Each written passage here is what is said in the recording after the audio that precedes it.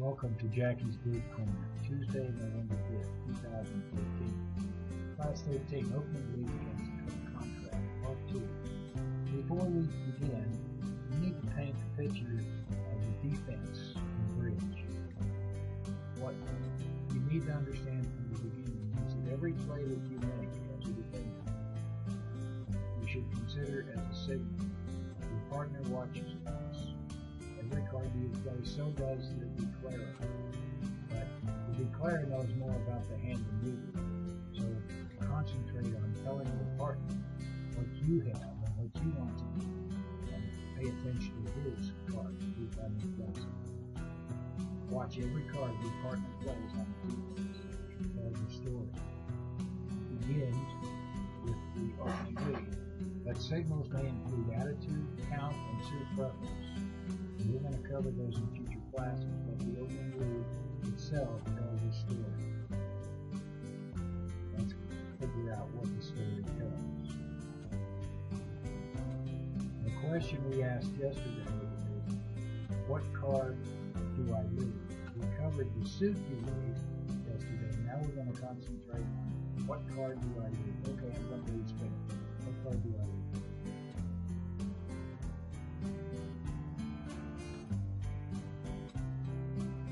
Well, if you have a singleton, you don't have a choice. You play a singleton. Case closed. What about a doubleton? 99 times out of 100, you will play the higher card. Also, is a point of a count signal, ultimately high-low shows the card. You lead low in 3 to an honor. Now, in no trump, the 10 is considered an honor. But in the trump suit, it's not. So, if you were leading in against an no-trump contract, you would lead low from 10 to, but not necessarily from the suit contract. Lead the ace from ace X or XX if you decide to lead it at all. One of the first things you learn as a bridge player is aces relate to both kings. Leading aces out of trick one will not capture in the game very often, so you usually hold off on leading aces until later in the game, or if you're playing a slam contract and catch it.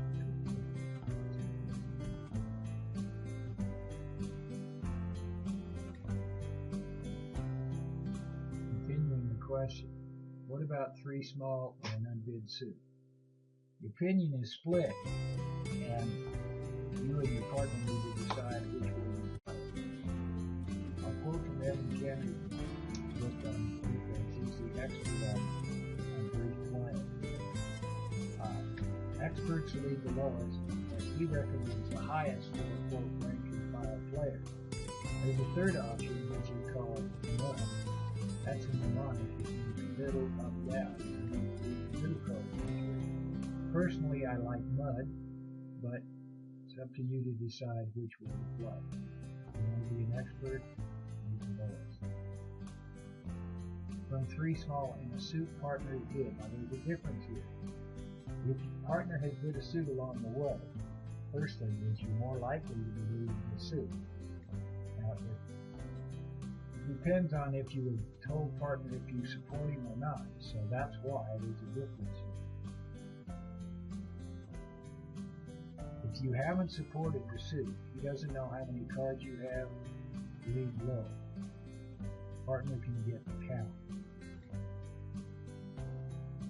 If you have supported it and you don't have an honor, lead high to deny an honor because he already knows you have 3 or more. That make sense? If you have 4 or more cards headed by 1 honor or 2 non-consecutive honors, you lead the 4th best. There are some examples there. We will talk about the rule of 11 in future classes, the reason why you always lead the 4th best. So partners can count not only on the cards, but also on the card on the top. You can see the chart. If you're headed by the ace, again, usually you don't want to lead aces. Before to pick another suit, suit carries like this.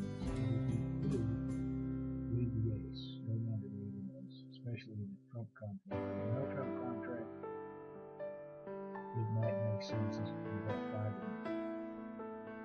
What card do I lead if I have even a stronger holdings? For example, I have an honor sequence starting with King, Queen, Jack, King, Queen, King. And it's a Queen, Jack, 10, Queen, Jack, 9. Or even Jack, 10, 9, and Jack, 10, 8. I lead the top of the sequence. In the suit contract, I may decide to lead it without the third honor. For example, lead the King, Queen, third, and the Queen, Jack, third, and the Jack, and Jack, 10, third. What card do I lead when I have a strong holding which includes the ace? Well, here it gets a little bit tricky. Lead the ace from the ace-king holding, and I'm referring only to the opening lead, unless, number 1, you're leading a suit partner has bid, whether or not you support it. Or you are leading a suit you bid and partner supported. In both these cases, you have the ace-king and partner should have probably the queen bid. Maybe you're unlucky enough to get that. That's the idea. The third case is a little more explained. The contract is at the 5 level or higher. Why do we say that? In all other cases, lead the king. I'm going to explain why. Lead the higher honor from honor sequences, except in these cases. Let's talk about ace-king combinations. Think of the mnemonic, ace for attitude, king for count. Here's how it works. The lead of the ace requests the partner to give an attitude signal, whether you like the suit or not, while the lead of the king requests the count signal. Now, an attitude signal is a high card saying I like the suit, and a low card meaning I don't. Count signal, high card means I have an even number of cards. Low card means I have an odd number. Why do we do this? Well, at the 5 level or higher, that's what we're talking about. It's a critical consideration to know whether the second round trick is okay. I have the ace-king, and I'm going to try to get one trick. I may need to change suits if there's a single round. Partner can figure that out if you give him a count signal. That's why you do the king. King for count. I'm going to give you 2 hands today in which you need to make a decision of the opening lead. You're going to have to make one tomorrow. Here we go. You're West and give the following decision. 1 spade, pass, 2 spades, pass, 3 hearts, pass, 4 spades, all pass.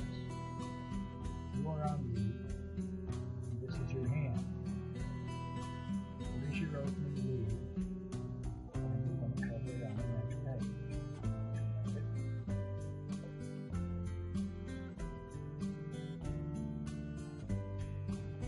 Here's the whole hand that comes out.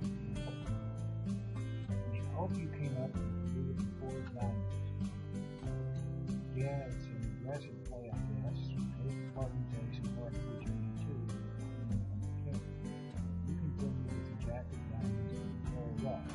The whole point of this exercise is that you have 4 trumps. When the player tries to pull trump, you wait for the turn round to take your ace and return the last one.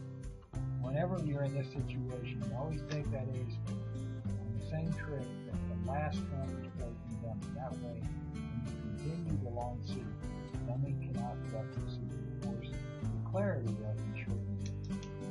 Declare rough, but now you have the last trump and you will set the contract. Next example. You are West, and you hit the this one. 1 spade, pass, 2 clubs, pass, 2 hearts, pass, 2 spades, pass, 3 spades, pass, 4 spades. You're on lead. Use your hand. What do you want to lead? Think about dummy, and think about where the card location is.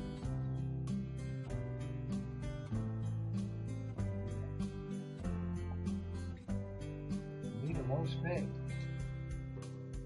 Think about it. Declare second suited hearts. You sit over it. Dummy has limited trump. It wouldn't raise you.